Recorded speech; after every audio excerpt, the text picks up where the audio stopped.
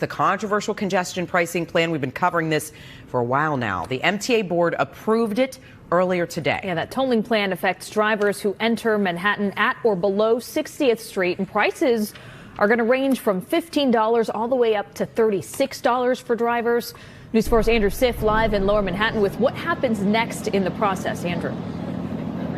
Right. What happens next is the public's going to get a chance to sound off. There'll be 60 days of public comment, then 4 public hearings in late February and early March, and then this tolling is set to begin in late spring. The MTA acknowledged today a new challenge, making sure drivers pay that toll. Those voting yes, keep your hands up. It passed by a 9-to-1 margin.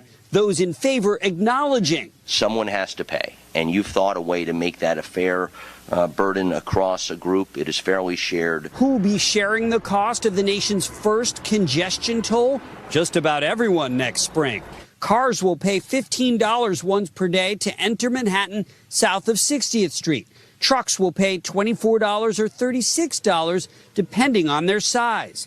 Business leaders made the case gridlock was even more expensive. Excess traffic congestion is costing the New York City region over $20 billion a year. The money predicted to pour in from congestion pricing, $15 billion to modernize subways and buses. As for exemptions, New Jersey drivers who use the Lincoln and Holland tunnels get a $5 credit. Some think that's unbalanced. I reject that. I don't think anybody from Jersey should get a credit. And people from the outer boroughs, the blue-collar people in New York, the working people that make the city go, should not get credits. Other concerns, enforcement. The MTA has already struggled to collect at cashless toll plazas, with up to 5% failing to pay. Here's what the MTA chairman had to say about those who try to get out of the congestion toll. We're going to go after it hard and make sure that people are not getting away with that, because the credibility of the whole effort is at stake. As for the people who will be paying the toll, like heating repairman Servando Velasquez, they send me all the way uptown, so what am I going to do? They're going to have to eat that cost. I mean, and who's going to pay for it? The customers. The MTA is reserving the right to raise that congestion toll by another 25% on so-called gridlock alert days. Once again, they're expecting this toll to begin sometime in the late spring. We're live in Lower Manhattan. Andrew Siff, News 4 New York. The controversial congestion pricing plan took a big step forward today. The MTA board voting to approve charging drivers to enter Manhattan below 60th Street. It'll be $15 for most cars. Truckers will pay even more. And as CBS 2's Naveen Dhaliwal reports, people are already worried about what it means for parking.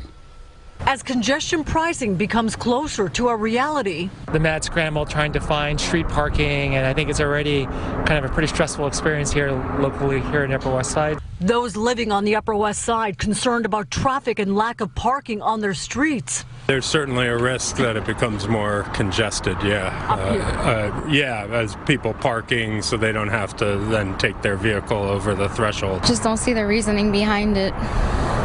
Everything already is super high right now with inflation. Officials say companies are supporting congestion pricing because of the high cost of congested roads to their bottom line.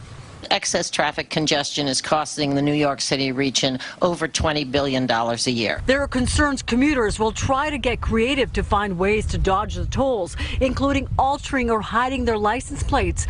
MTA head Jano Lieber says they're ready to deal with toll evaders. We're going to go after it hard and make sure that people are not getting away with that, because the credibility of the whole effort is at stake. Despite the vote, some MTA board members asked for exemptions for people going to medical appointments, school buses, and to help the yellow cab industry. I know there's been a lot of discussion about exemptions, and I think those should be extremely limited because the rest of us just end up having to pay for it. Public hearings are expected to take place at the end of February and early March, and officials are hoping to start the program by the spring, but it's being held up by 2 lawsuits filed by officials in New Jersey. On the Upper West Side, Naveen Dhaliwal, CBS 2 News.